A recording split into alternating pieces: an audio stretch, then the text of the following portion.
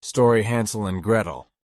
Once upon a time, in a small village on the edge of a great forest, there lived a poor woodcutter and his two children, Hansel and Gretel.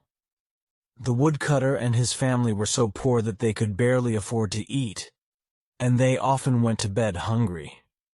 One day, the woodcutter's wife came up with a plan to rid the family of the children.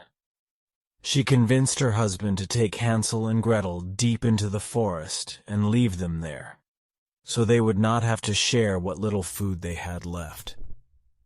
The next morning, the woodcutter led his children into the forest and left them there. But Hansel, who had overheard his parents' plan, had come prepared.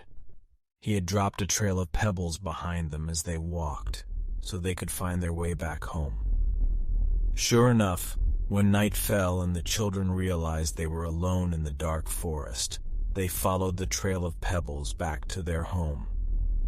Their parents were surprised to see them return and tried to pretend they were happy to see them.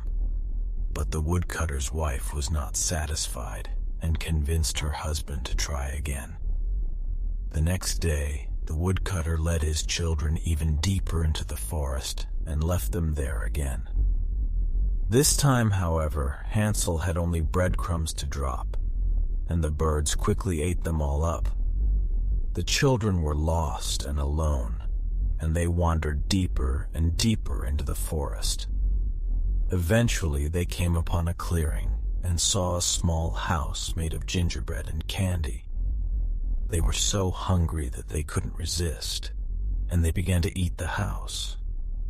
But the house belonged to a wicked witch who lived in the forest, and she quickly captured the children and locked them up in a cage. The witch planned to fatten up Hansel and Gretel and then eat them. But Hansel had a plan. Every day, he would stick out a bone through the cage bars so the witch would think he was still skinny. The witch soon grew impatient and decided to eat Hansel anyway.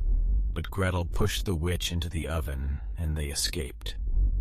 The children found their way back home, where they discovered that their parents had died.